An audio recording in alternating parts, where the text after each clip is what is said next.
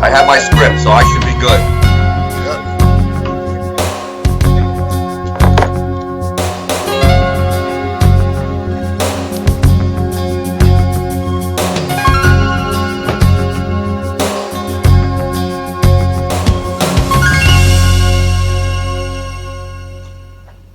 Mr. Chair, council members and participants, we are now live.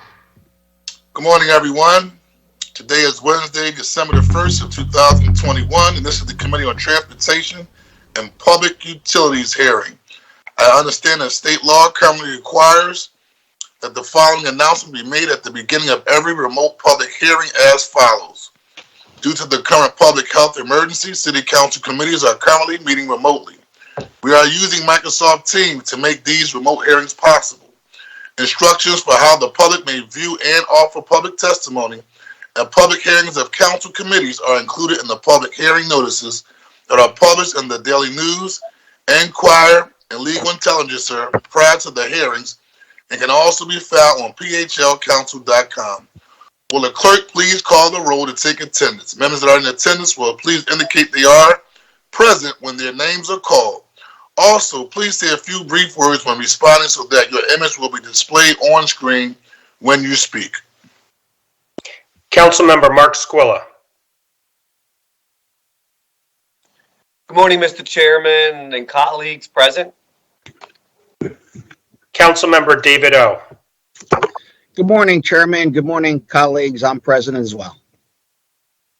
Councilmember Kendra Brooks. Councilmember Alan Dom. Good morning, Mr. Chairman and colleagues present.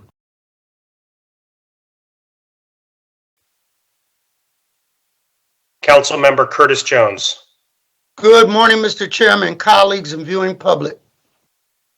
Mr. Chair, a quorum is present. Thank you. A quorum of the committee is present, and this hearing is now called to order.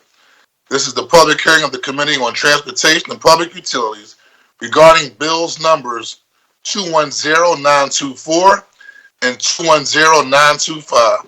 Will the clerk please read the title of the bills? 210924, authorizing the Commissioner of Procurement and the Chief Executive Officer, Philadelphia International Airport, on behalf of the City of Philadelphia, to enter into a concession agreement with Kale Info Solutions, Incorporated, for the implementation and operation of an airport cargo community system for the Philadelphia International Airport under certain terms and conditions. 210925, authorizing the Procurement Commissioner to enter into agreements to purchase electricity, natural gas, and motor fuel for use by the city in city facilities and vehicles, including agreements that obligate payment for delivery of such energy supplies in future fiscal years, all under certain terms and conditions. Before we begin to hear testimony from the witnesses we have for today, everyone who has been invited to the meeting to testify should be aware that this public hearing is being recorded. Because the hearing is public, participants and viewers have no reasonable expectation of privacy. By continuing to be in the meeting, you are considering being recorded. Additionally, prior to recognizing members for the questions or comments they have for witnesses, I will note for the record at this time that we will use the chat feature available on Microsoft Teams to allow members to signify that they wish to be recognized. In order to comply with the Sunshine Act, the chat feature must only be used for this purpose. Will the clerk please call the panel for bill number 210924? Adam Mitchell.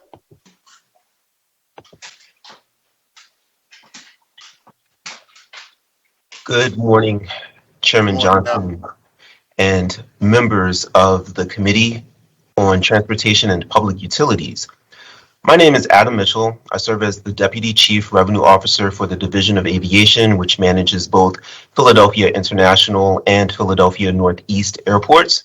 I am here today to testify in support of Bill number 210924, which authorizes the City of Philadelphia to enter into a 5-year concession agreement with one 5-year renewal option with Kale Info Solutions, Incorporated, for the implementation and operation of an airport cargo community system, or ACCS, for the Philadelphia International Airport under certain terms and conditions. Upon further consultation with the Division of Aviation and the user community, the selected vendor is anticipated to directly invest between $2 and $5 million in capital costs in order to implement the system. With cargo expansion on the horizon and air freight movements at PHL increasing as a result of changes in consumer habits during the COVID-19 pandemic, the airport is in a unique position to expand our presence as a premier cargo hub. Today, as many of you are aware, PHL only captures 9% of the air cargo within our catchment area in the Mid-Atlantic region, with the vast majority of it going to competitor airports along the eastern seaboard. New physical infrastructure and new technology are both needed in order to attract the air cargo market of the future. To this end, an expanded PHL cargo gateway with deployed assets like the ACCS could produce $870 million in annual economic impact and over 6,000 jobs with $350 million in annual earnings. ACCS platforms are used at many international airports in Europe and Asia, as well as domestically at Atlanta Hartsfield International Airport and Dallas Fort Worth International Airport. This system is designed to improve the efficiency of cargo processing, minimize cargo dwell times, expedite clearance, enable advanced planning of resources in order to improve operational productivity and efficiencies, reduce extensive use of paper to track shipments, and improve the utilization of air cargo facilities and assets at the airport. This will essentially be done by providing a digital electronic platform for on-site cargo operators to access at no cost to the city in order to share essential shipping information and streamline operations on site. The airport's strategy is to build a technology-driven cargo gateway, and this has been shared with our local logistics community and has supported by our cargo operators. Some of the key goals of the ACCS platform include providing faster cargo processing, more productive operations, more efficient utilization of stakeholder facilities and resources, reduction of congestion, particularly in truck operations, and more reliable and secure information flow. The ultimate goal of this system is to help PHL develop into the preferred domestic and international gateway in the Mid-Atlantic region for air cargo, with a reputation for high quality in cargo processing, speed, and transparency. With the ACCS platform in place, along with improvements to operations, facilities, and infrastructure, PHL expects to attract additional air cargo volume, establish digital travel corridors with other international cargo hubs, yield higher value commodities, and attract additional air services and air cargo capacity with both passenger aircraft and freighters. Committee, I'd like to thank you for the opportunity to present testimony today on Bill number 210924. I kindly ask the committee for a favorable recommendation and that the rules be suspended to allow for first reading at the next session of council. Thank you very much, Adam. Any questions or comments from members of the committee? Hearing none. Adam, I just had one question. Can you give us an idea when you talk about 600 potential jobs that can be developed as it relates to this cargo initiative? Can you give us an idea what that looks like? Certainly. And we hope to be able to schedule briefings with yourself in the future as we continue to iterate and study what the workforce element of this program will look like. Such studies are currently underway. But what I can tell you today is that we, as you are aware, acquired a sizable purchase of approximately 135 acres to the immediate west of PHL that we have designated for the development of new facilities for cargo processing. We anticipate that with the full build out of an additional 1 million square feet in cargo space at PHO. The operational needs to run those facilities in total will amount to the 6,000 job mark. And this would include things such as employees that are involved in the shipping and handling function, skilled trucking and driving professionals, in addition to management level roles responsible for the overall supervision of the sites themselves.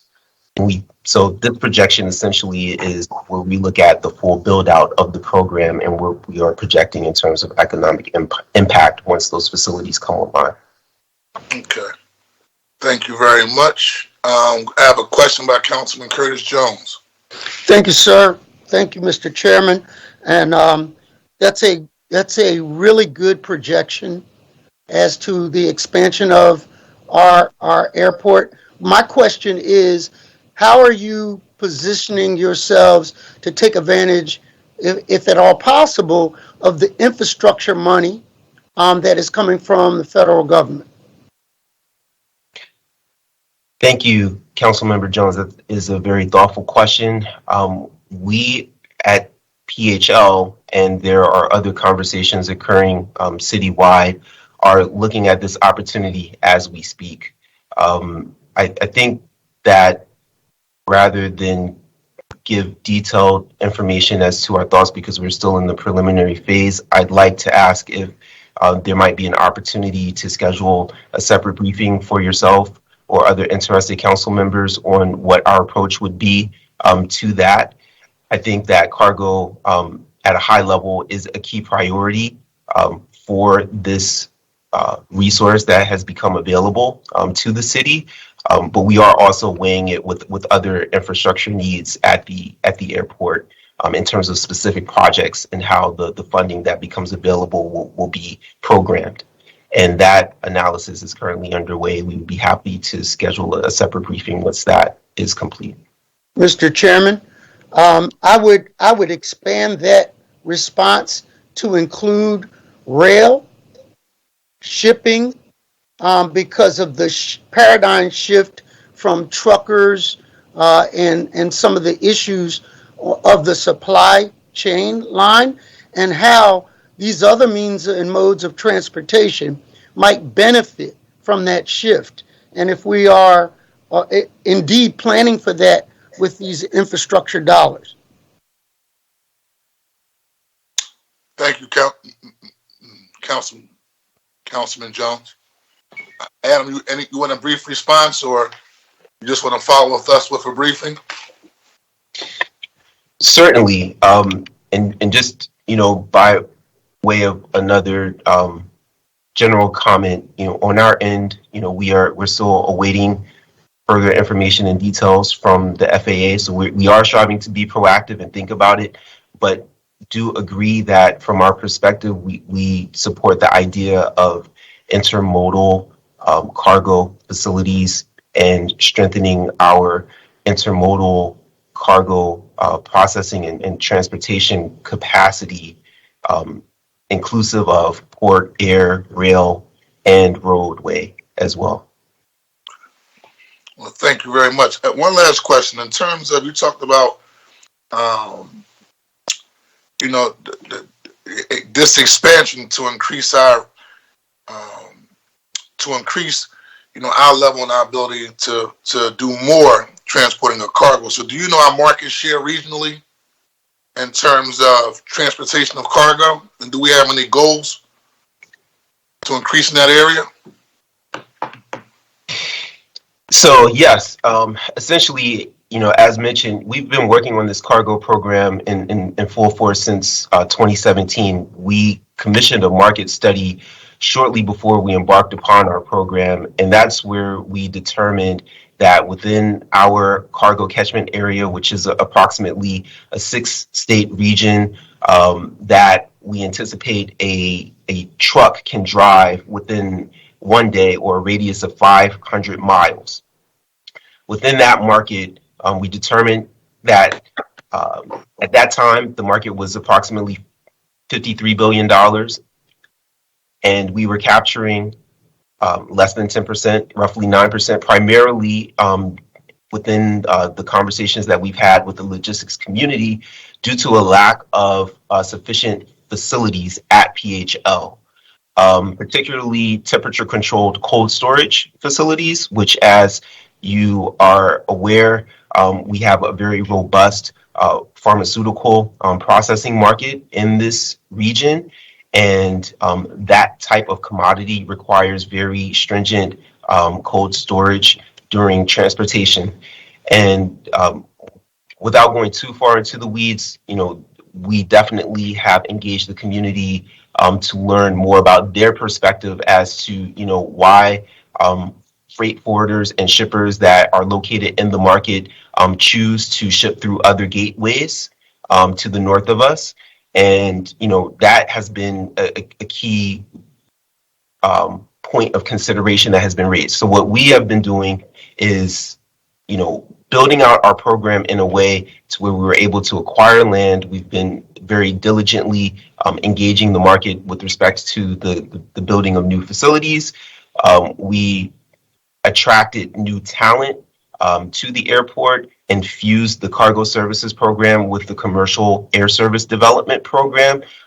Particularly after the pandemic, we will see that a key element of the business case that commercial carriers, particularly international carriers, are going to make when choosing where to operate from is both the complement of the passenger cargo market and the belly cargo market. So can we fill up planes with cargo and passengers, and how viable is that operation? And as this team knows, our international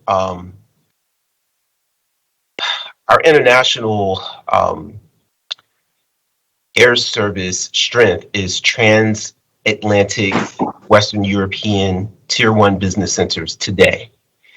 And so to your question, our strategy has been to look at what are some of the best practices from a cargo perspective that are at play in Europe and in Asia. How can we bring those best practices to Philadelphia while we're building out our facilities so that operationally, when air carriers are making a consideration about either launching new operations at PHL, expanding their operations at PHL, they know that we are really being serious in terms of positioning ourselves to be a true global competitor and to be a premier gateway on the East Coast, which is particularly critical at this time as a result of the pandemic and the supply chain interruptions that have been occurring around the world, and also at some of the northern, we'll call them legacy air cargo gateways. Right now, we have a great opportunity to be able to, if we position the key building blocks here at PHL, to make a very strong case on quality in terms of operational efficiency, speed in terms of processing time, and transparency in terms of the ability to be able to digitize all of the key touch points in the shipping process for commodities movements through our gateway here. So I'm gonna wrap up on this. So what's your overall goal in market share? So you say y'all somewhere around 9% now. So with this new facility initiative, right? Will we 15, 20, 25? I think that, to start off, it would be reasonable within the next decade to strive to capture another 8 to 10% in market share once the facilities that we discussed come online. Okay. All right. Well, listen, thank you very much for your testimony. Any other questions or comments from members of the committee? Okay, hearing none. Will the clerk please call the next panels? Council member, there are no more witnesses for this bill. Thank you very much. Can you please call the next panelist for the next bill? Dominic McGraw, bill number 210925. Thank you. Dominic, how are you? Morning. Great. How are you? Thank you so much for the time today. You're welcome. You state your name for the record and begin your testimony. My name is Dominic McGraw. So you can begin your testimony. Thank you. Good morning, Chair Johnson and members of the committee. My name is Dominic McGraw. I serve as the City Energy Manager for the City of Philadelphia in the Office of Sustainability's Energy Office. I'm here in support of Bill number 210925, sponsored by Chair Johnson, which authorizes the purchase of electricity, natural gas, and vehicle fuel for the city for its facilities to be delivered through fiscal year 2025.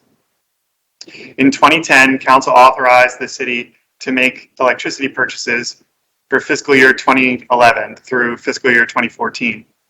In 2012, Council extended the authorization to fiscal year 2015 and has continued granting additional authorizations in subsequent years. Mayor Nutter issued Executive Order number 610, creating an Electricity Supply Advisory Committee.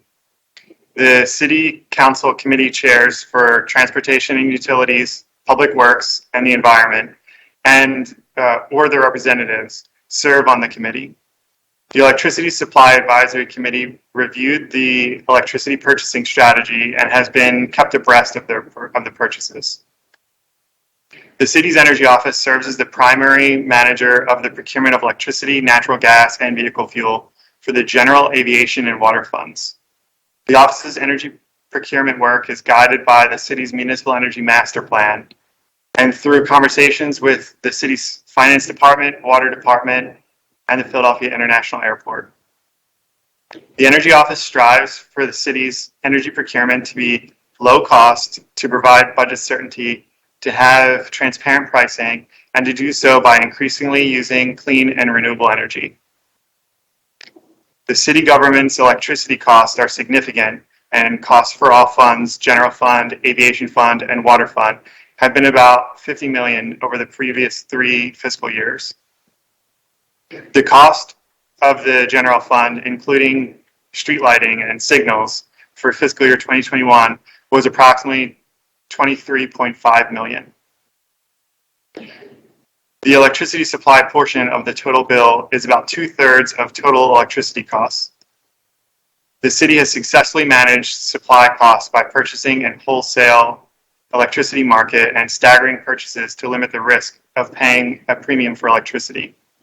The proposed ordinance would authorize the city to make agreements for delivery of electricity in fiscal year 2025 through a state-regulated licensed service provider.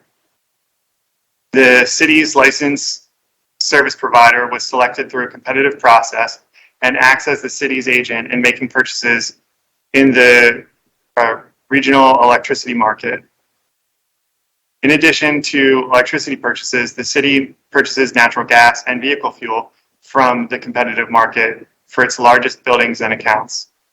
The city's interruptible natural gas accounts are those that can switch from natural gas to an alternative fuel whenever Philadelphia Gas Works, PDW, announces a temporary curtailment of gas service. The largest city buildings have accounts that qualify for access to the competitive market for natural gas supply.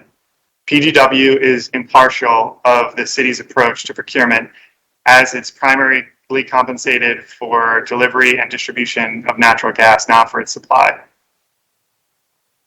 The city's government competitively purchased natural gas supply costs are significant, and the cost for all city funds, general fund, aviation fund, and water fund, were approximately $2.6 million in fiscal year 2021. The cost of the general fund for fiscal year 2021 was approximately $825,000. The city government's vehicle fuel costs are significant, and the cost of all city funds, general fund, aviation fund, and water fund, were approximately $9.6 million in fiscal year 2021. The cost of general fund, the cost to the general fund for fiscal year 2021 was $8 million. For motor fuel, the city makes staggered purchases in the wholesale motor fuel market, providing the city with budget stability.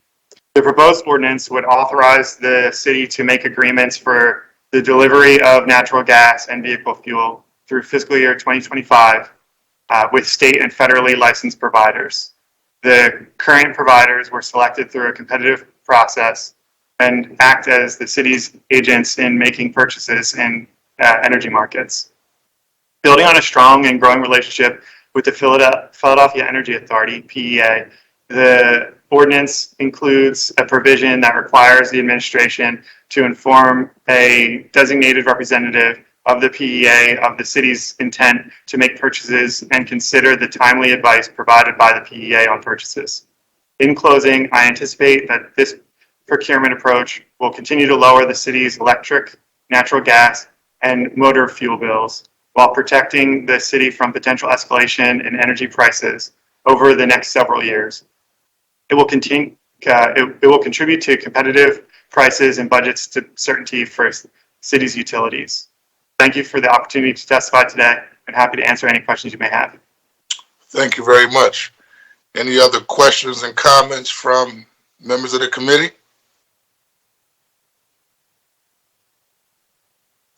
Hearing none, is there anyone else here who would like to testify on this particular bill?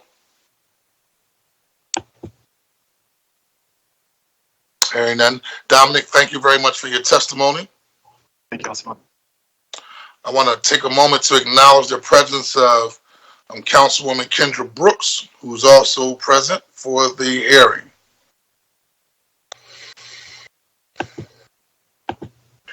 If there are no other individuals here to testify on this bill whose name has not yet been called, we will now conclude this hearing and go into the public meeting.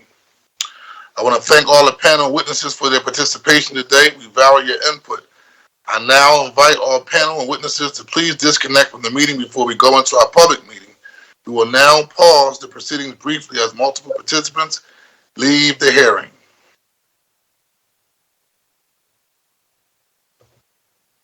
This concludes the public hearing of the committee.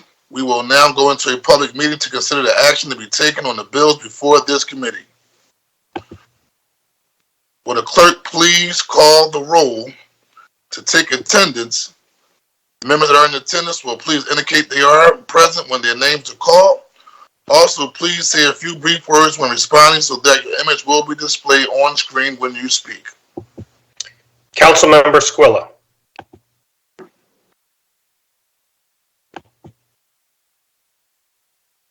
Good morning, everyone, colleagues present. Councilmember O. Good morning, I'm present. Councilmember Brooks. Good morning, I'm present. Councilmember Dom. Good morning, present. Thank you. Councilmember Green is unavailable. Councilmember Jones. Mr. Chairman, I am present. Mr. Chair, quorum is present. Thank you. We will now officially go into our public meeting. The chair recognizes Councilmember Squilla for a motion on bill number 210924.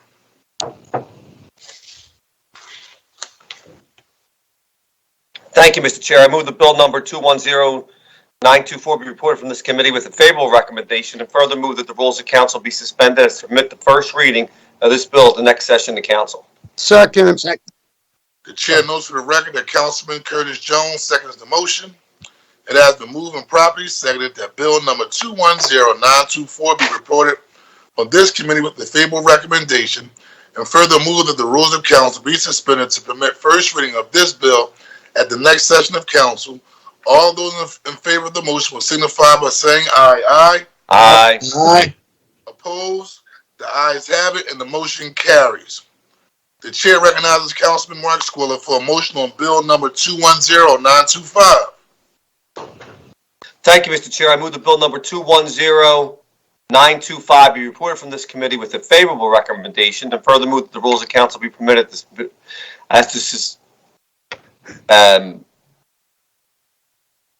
suspended to permit the first reading of this bill at the next session of council. Second. The chair notes for the record that Councilman Jones seconds the motion. It has been moved and properly seconded that bill number 210925 be reported from this committee with a favorable recommendation, and further move that the rules of council be suspended to permit first reading of this bill at the next session of council. All those in favor of the motion will signify by saying aye. Aye. Opposed? The ayes have it, and the motion carries. This concludes the meeting. If there are no additional remarks, this Committee on Transportation and Public Utilities is concluded. I want to thank all my colleagues for their participation this morning. Thank you very much and have a blessed day. Thank you. Have a great day. You too.